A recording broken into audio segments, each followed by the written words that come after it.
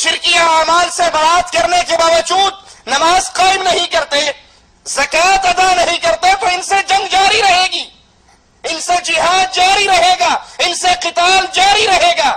اسی لیے جب سیدنا ابو بکر صدیق رضی اللہ عنہ وارضاہ سے کہا گیا خلیفۃ الرسول ان سے جنگ کرتے ہو جو نماز ادا کرتے ہیں، کہا ہاں جو نماز اور زکوٰۃ میں فرق کریں گے ابو بکر ان سے قتال کرے گا۔ اللہ کی قسم وہ رسی جو محمد کریم کو یہ دیا کرتے تھے علیہ الصلوۃ والسلام، اگر ابو بکر سے روکیں گے رسی لینے کے لیے بھی میں ان سے جہاد کروں گا۔ شرک سے توبہ کرنے کے بعد پھر عملی طور پہ نماز کا قیام، زکوٰۃ کی ادائیگی ان مشرکوں کے خون کو مسلمانوں کے ہاتھ سے محفوظ کرتی ہے۔ صحیح مسلم میں ہے، اللہ کے نبی علیہ الصلوۃ والسلام نے فرمایا ان بین الرجل وبین الشرک والکفر ترک الصلاۃ،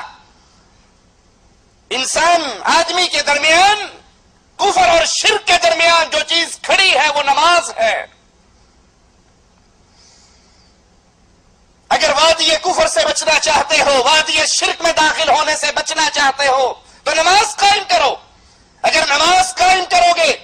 تو اپنے ایمان کی حالت پہ پختہ رہو گے، اور اگر نماز کو نکال دیتے ہو تو یہ انسان وادی کفر اور شرک میں داخل ہو جاتا۔ ہمارے نزدیک نماز کی اہمیت ہی نہیں رہی۔ جی میں آیا بڑے فخر سے سنائیں گے جی ماشاءاللہ میں جب صبح اٹھتا ہوں تو صبح کی نماز پڑھ لیتا ہوں،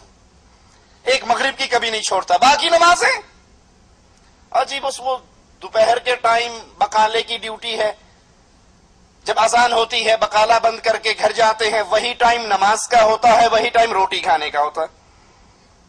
عصر کے وقت پھر اذان ہوتی ہے، بقالہ بند کرتے ہیں، وہی ٹائم چائے پینے کا ہے، وہی ٹائم نماز کا ہے۔ یعنی بدنصیبی کا یہ عالم ہے کہ اس پاکیزہ ماحول میں رہتے ہوئے، اس سعودی عرب کی پاک سرزمین پر رہتے ہوئے بھی نماز ان کو نصیب نہیں ہے۔ سعودی عرب کو چھوڑ کر دنیا کے باقی ملکوں میں تو اذان کے وقت بازار ویسے بند نہیں ہوتے،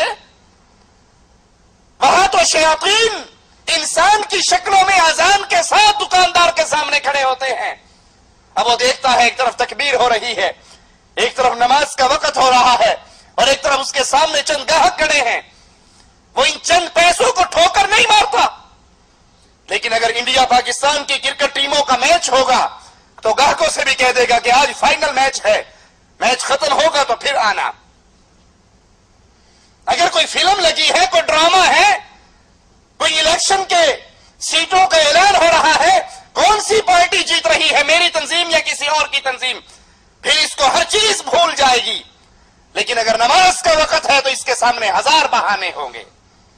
اور امام الانبیاء، امام اعظم، قائد اعظم محمد الرسول اللہ صلی اللہ علیہ وسلم فرما رہے ہیں بین الرجل و بین الشرک والکفر، بندے شرک اور کفر کے درمیان ایک نماز ہے، جس نے اس نماز کو چھوڑ دیا وہ کفر اور شرک میں داخل ہو گیا۔ آقا علیہ الصلوۃ والسلام ارشاد فرماتے ہیں ترک الصلاۃ شرک، نماز کا ترک کرنا یہ شرک ہے۔ کیسے نماز کا ترک کرنا شرک کیسے ہے؟ اللہ کا حکم ہے نماز پڑھو، اور انسانی خواہش کیا کہتی ہے؟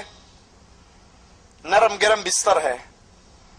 یہ غریب لوگ ہیں جو مسجدوں میں جاتے ہیں،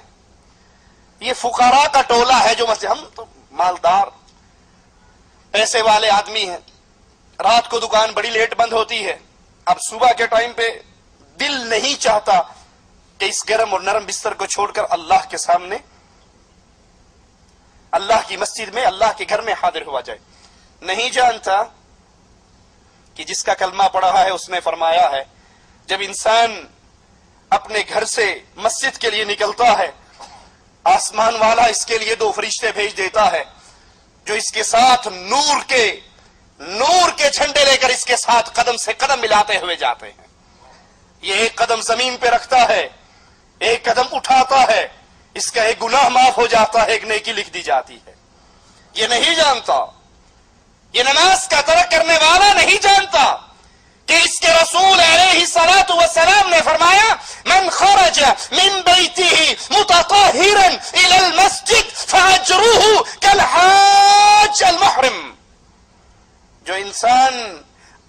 گھر سے وضو کر کے نماز کے لیے مسجد کی طرف جاتا ہے، اللہ تعالیٰ اس کو اتنا ثواب دیتے ہیں جتنا احرام باندھ کر حج پر جانے والے کو ثواب دیتے ہیں۔ اس کو گرم نرم بستر، اس کو میٹھی نیند، اس کو شیطان کی لوریے اپنے بستر سے اٹھنے نہیں دیتی۔ یہ اپنی خواہش کی بات مان کر نماز کے لیے نہیں جاتا تو یہ اپنے خواہش کو اللہ کی عبادت میں شریک کر رہا ہے۔ اسی لیے شیخ ابن باز رحمت اللہ علیہ، مفتی اعظم سعودی عرب، ان سے جب ایک نوجوان نے سوال کیا کہ میں فجر کی نماز پڑھتا تو ہوں لیکن 8 بجے صبح الارم لگاتا ہوں کیونکہ 8:30 ڈیوٹی پر جانا ہے، 8 بجے اٹھ کر نماز پڑھ کے فجر کی نماز کا الارم ہی نہیں لگاتا، الارم ڈیوٹی ٹائم کا لگتا ہے، اور میں 8 بجے اٹھ کر نماز پڑھتا ہوں پھر اپنی ڈیوٹی پر جاتا ہوں، میرے بارے میں آپ کیا فرماتے ہیں؟ اپنے وقت کے امام شیخ ابن باز رحمت اللہ علیہ نے فرمایا تو کافر ہے، مسلمان نہیں ہے،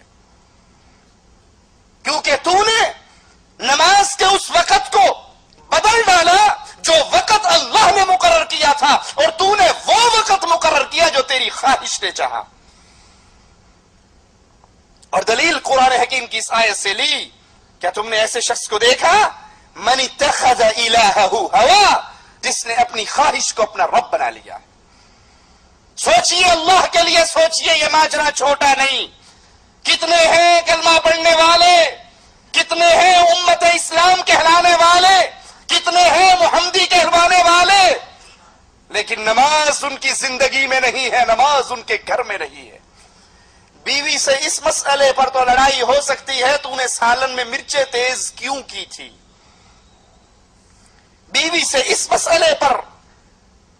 تو تکرار ہو سکتی ہے کہ آج میری والدہ کے ساتھ تو نے بدتمیزی کیوں کی، لیکن زندگی میں کبھی یہ توفیق نہیں آئی آ کر پوچھ لے